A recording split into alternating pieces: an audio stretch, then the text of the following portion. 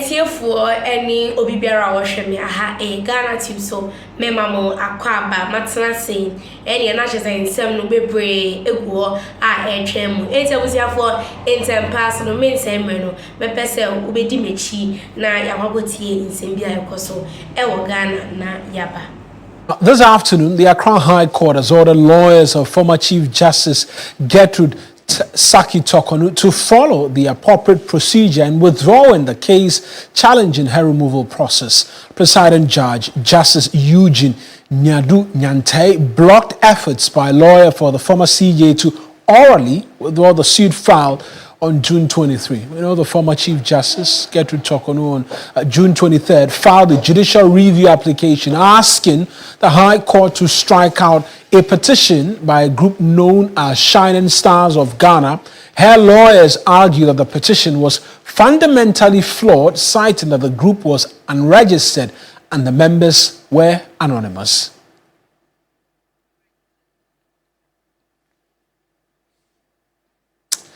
Odido Asare is my colleague in court for us. Let's find out a bit more in terms of the details. Lord, give us a bit more of the background. Yes, I've mentioned bits and pieces of it about she challenging the constitutionality or otherwise of the petition by Shining Stars. Or what more do we know about this particular suit? Right, Marina. So this was the former Chief Justice Gertrude Torkornoo's second attempt at a judicial review application at the High Court after the Human Rights Court dismissed her previous one challenging her removal process. Now, in this particular application, she was seeking the High Court to strike out one of the petitions filed by the Shining Stars group, like you indicated, and then the lawyers were arguing that the group was not registered and they were anonymous. Now, the Attorney General also filed a motion asking the court to throw out the application, arguing that the issues raised in the application fall directly under the proceedings of the Committee of Inquiry, whose hearings were conducted in Camera.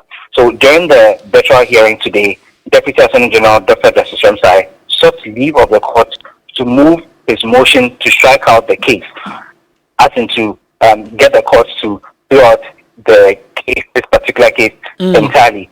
But the former CJ's lawyers, led by Kwabena Edukusi, told the court that he had received instructions to withdraw the case, and so asked the court's permission to withdraw same.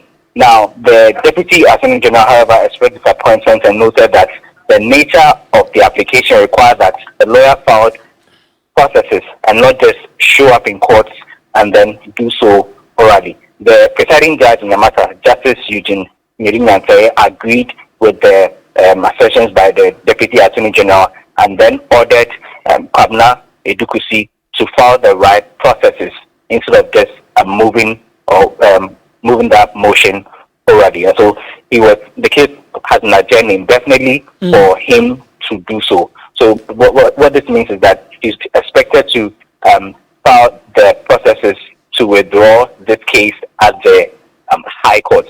And did we get reasons?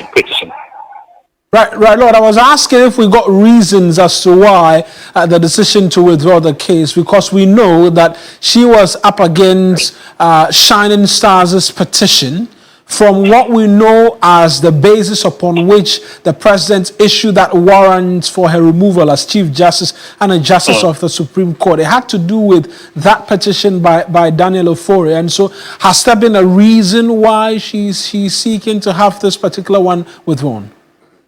Well, the lawyer did not indicate in court as to the reason his client gave for him to withdraw this case against the Shining Stars petition. He just said that he had received the instructions from former Chief Justice Gertrude Torkornoo for him to withdraw this case against the Shining Stars.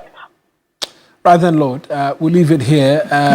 Many thanks for those details. That's my colleague, Lord Odido Asare, providing details there for us in relation to the latest involving the Chief Justice. And amongst many other things as well, we know that she no longer is the Chief Justice of the Republic, amongst many things, and she is seeking to withdraw one of the many applications she had against Shining Stars, one of the three petitioners who had originally petitioned to the president seeking the removal of the Chief Justice. And I'm sure as and when that process goes through, we'll be on hand to bring you the details. We'll turn attention to Binyere now, because when conflict strikes, children are often hurt the most. But even more worrying is when their education is truncated. In the following report, Christopher Amwako assesses the impact of the Binyere conflict on education of these children. It's a Monday morning, and at the Solar Police Station, 8-year-old Godwin Safo and his sister Anita Bonley should have been in school by now.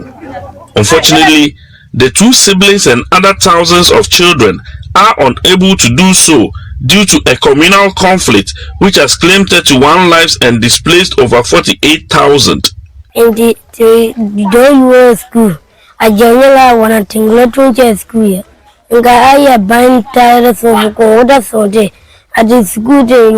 My community is not far from here, but I cannot go to school because it's not safe.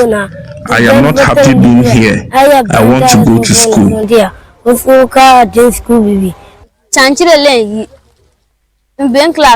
The conflict is affecting my education. I want to go back to school, and so government should intervene. Their parents are equally not happy. We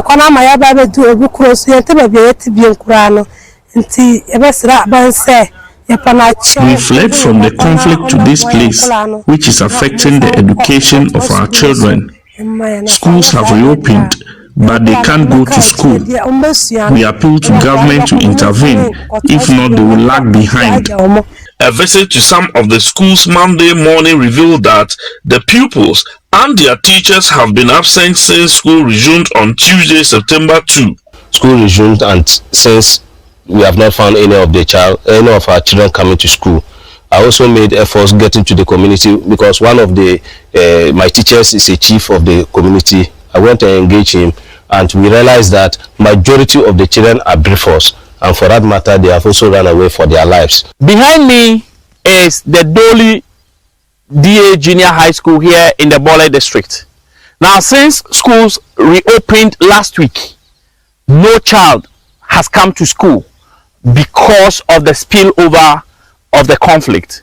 There are 44 of such schools in the Bole district in 39 communities that have since been closed as a result of the conflict. Savannah Regional Director of Education, Bright Lawe, who was on a working visit to the Solar and Bole areas to assess the impact of the conflict, expressed worry over the impact of the conflict on education. In fact, for the two districts, Bole district and the Solar Tunakaba district, the conflict has seriously disrupted educational activities.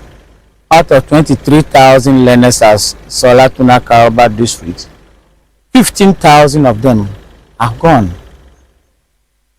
Around 30,000 are those that can be found in our schools. You are here for an formula must pass and would image in your cotier and summer, a cost or my gun one day, and I will can't find some for our comments. No, have our comment section now making Kayamo Ghanatube Sunny or Duffo Snowy and Sunny. I was for Society Macram.